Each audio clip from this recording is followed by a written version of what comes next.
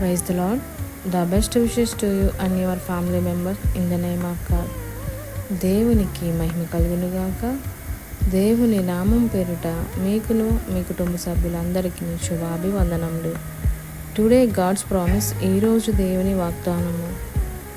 నేను మిమ్మును రక్షింతును, భయపడక ధైర్యము తెచ్చుకొనుడి.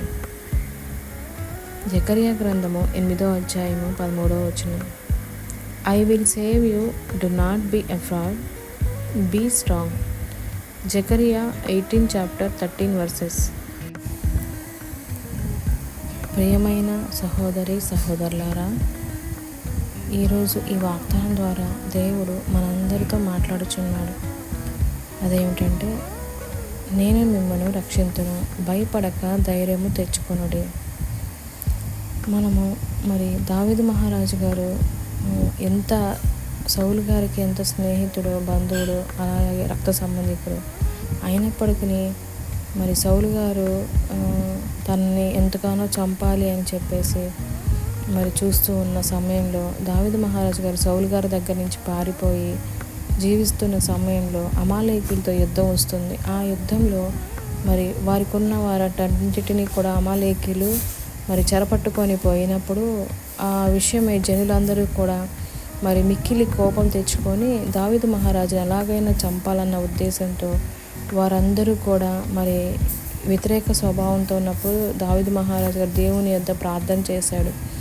దేవుని బట్టి ధైర్యం తెచ్చుకున్నాడు. ఎందుకంటే దేవుడు తప్ప మనకి ఎవరూ ముఖ్యం కాదు. ఎందుకంటే మనల్ని సృష్టించింది ఆయనే కాబట్టి ఆయన ఉన్నప్పుడు మనం ఏ విషయంలోనూ భయపడకూడదు.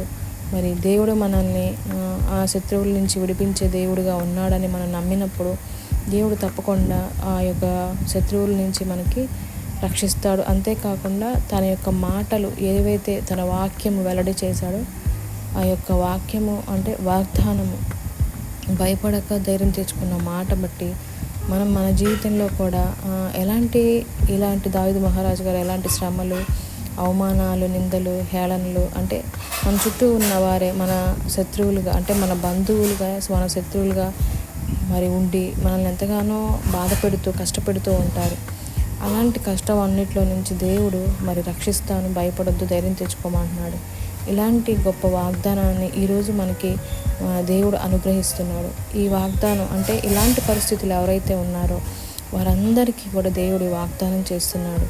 నేను మిమ్మల్ని రక్షిస్తాను, భయపడక ధైర్యం తెచ్చుకున్నానని ఈ యొక్క వాగ్దానం ద్వారా తెలియచేస్తున్నాడు. అలాంటి వాగ్దానము మనం అందరము పొందుకోవాలంటే దేవుణ్ణి అడుగుదామా? ప్రార్థనతో ప్రార్థన చేసుకుందాం.